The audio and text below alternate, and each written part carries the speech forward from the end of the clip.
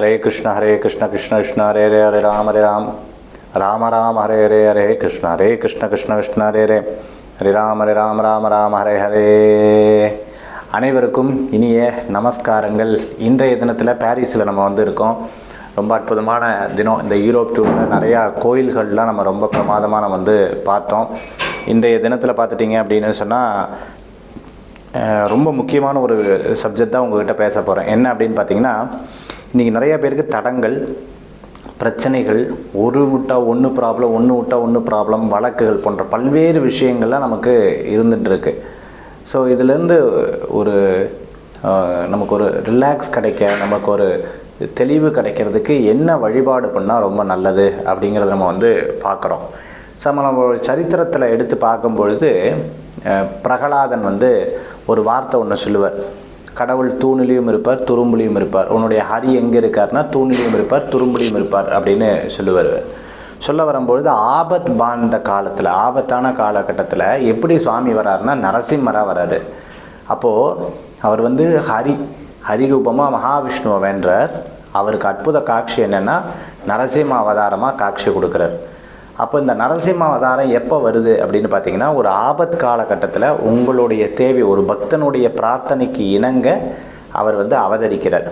லக்ஷ்மி நரசிம்மர், உக்ர நரசிம்மர், அதே மாதிரி யோக நரசிம்மர், இப்படி 3 விதமான நரசிம்மரை நம்ம பார்க்குறோம்.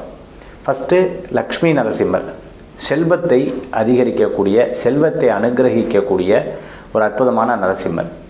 சாந்த நரசிம்மராக இந்த லக்ஷ்மி நரசிம்மர் இருக்கார். ஏன்னா பிரகலாதன் அப்படிங்கிறது ஒரு சின்ன குழந்தை.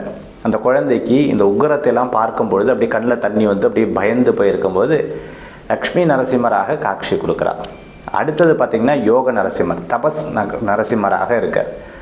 அடுத்தது பார்த்துட்டே அப்படின்னு சொன்னால் உக்ர நரசிம்மர். இப்போது நமக்கு இந்த 3 விதத்தில் பார்த்துட்டிங்கன்னா நம்மளுடைய பிரச்சனைக்கு ஏற்றாற் போல் நரசிம்மரை பிரார்த்தனை பண்ணுறோம். ஃபஸ்ட்டு லக்ஷ்மி நரசிம்மர் நம்மளுடைய செல்வத்திற்கு, நம்மளுடைய நிம்மதிக்கு, நம்மளுடைய எல்லா விஷயங்களுக்கும் இந்த நரசிம்மரை வேண்டிக்கிறது ரொம்ப நல்லது. சங்கல்பம் வைக்கிறது, சுவாமிகிட்ட சங்கல்பம் வைக்கிறது ரொம்ப நல்லது. யோக நரசிம்மர், நான் ஒரு விஷயம் நினச்சிட்ருக்கேன், கடவுள் வழியில் இது நல்லதாக இருந்தாலும் கெட்டதாக இருந்தாலும் அவரே பார்த்து செய்யட்டும்னா யோக நரசிம்மரை வேண்டலாங்க. உக்ர நரசிம்மர், எனக்கு இவ்வளோ பிரச்சனை இருக்குது, இவ்வளோ தடங்கள் இருக்குது, இதிலேருந்து இறைவன் மட்டும்தான் என்னை காப்பாற்ற முடியும்னு நினைக்கிறவங்களுக்கு இந்த உக்ர நரசிம்மரை வழிபாடு பண்ணுறது ரொம்பவுமே விசேஷம். அப்படி இந்த உக்ர நரசிம்மரை ஒருவர் வழிபாடு பண்ணுறாரோ அவங்களுக்கு ஒரு பெரிய பலன்கள் கொடுக்குது. நேற்றைய தினத்தில், அதாவது முந்தா நேற்று நான் ஜெர்மனியில் ஒரு அற்புதமான ஒரு கோயிலில் உக்ர நரசிம்மருடைய காட்சி நான் பார்த்தேன். ரொம்ப பிரம்மாண்டமாக இருக்குது. சிங்க முகத்தோட கையை பிளந்து கொண்டு, அந்த நெஞ்சை பிளந்து கொண்டு இருக்கக்கூடிய, கையினால் நெஞ்சை பிளந்து கொண்டு இருக்கக்கூடிய அந்த நரசிம்மருடைய காட்சி நான் பார்த்தேன். நம்மளுடைய வீட்டில் நாம், நம்மளுடைய தொழிலில் நம்ம வாழ்க்கையில் நடக்கக்கூடிய பிரச்சனைக்கு ஏற்றாற் போல் இந்த 3 நரசிம்மரை பிரார்த்தனை பண்ணலாம். இந்த 3 நரசிம்மர் உங்கள் வாழ்க்கையில் ஒரு பெரிய மாற்றத்தை கொடுப்பார்.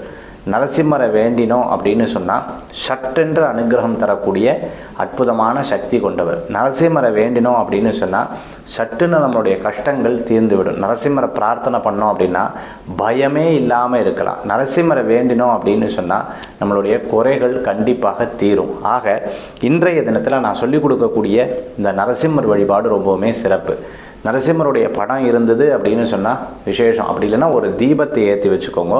அந்த தீபத்துக்கு முன்னாடி அக்ஷதை இருக்குது பார்த்தீங்களா, அக்ஷதையும் புஷ்பமும், புஷ்பத்தில் கொஞ்சம் அக்ஷதையை போட்டுட்டு ஒவ்வொரு புஷ்பமாக எடுத்து அந்த தீபத்தில் நரசிம்மருக்கு வேண்டிக்கோங்க. ஓம் யோக நரசிம்ஹாய நமக, அப்படி இல்லை ஓம் லக்ஷ்மி நரசிம்ஹாய நமக, அப்படி இல்லை ஓம் உக்ர நரசிம்ஹாய நமக. அப்போது இப்படி வேண்டிண்டு உங்களுடைய, நீங்கள் சப்போஸ் செல்வத்துக்காக வேண்டின்றல்னா அந்த புஷ்பத்தை கையில் எடுத்துகிட்டு போங்க. நீங்கள் ஆபத்து காலத்தில் வேண்டினோம்னா அதை எடுத்து நம்மளுடைய பர்ஸில் வச்சுக்கோங்க. அதே மாதிரி வீட்டில் ஏதேனும் பிரச்சனை அப்படின்னு சொன்னால் வீட்டில் தண்ணியில் போட்டு அந்த தீர்த்தத்தை புரோக்ஷனம் பண்ணி பாருங்கள். வெரி பவர்ஃபுல், மிகப்பெரிய மாற்றத்தை கொடுக்கக்கூடிய, உடனே அனுகிரகிக்கக்கூடிய நம்பிக்கை இருந்தால் நிச்சயம் அவர் காப்பாற்றுவார். அதுதான் நரசிம்மருடைய ஒரு பெரிய விஷயம். அந்த குழந்தை பிரகலாதன்கிற குழந்தைக்கு சற்றென்று அனுகிரகம் கொடுத்தார். அவர் எப்படி தூணிலையும் இருப்பார், துரும்புலையும் இருப்பார்னு சொன்னாரோ அதே போன்று தூணிலிருந்து வந்தவர் தான் நரசிம்மமூர்த்தி. அப்படி இருக்கிறத நீங்களும் வேண்டி பாருங்கள். உங்களுக்கும் உடனே அந்த பிரச்சனைகள்லேருந்து பெரும் மாற்றங்கள் கிடைக்கும். வீட்டு பக்கத்தில் தான் சார் நரசிம்மர் கோயில் இருக்குன்னா தாராளமாக கண்டிப்பாக நீங்கள் போய் வழிபாட்டு பண்ணி பாருங்கள். தினம் ஒரு 10 முறை நரசிம்மருடைய ஸ்லோகம் சொல்லி பார்த்தாலே அவர்களுக்கு பெரிய மாற்றம் கிடச்சிருக்கு. என்னுடைய சத்சங்கத்தில் நான் சொல்லியிருக்கேன். அதே போன்று பூஜை பண்ணினா எவ்வளோ பவர் இருக்குன்னு கொஞ்சம் யோசிச்சு பாருங்களேன்.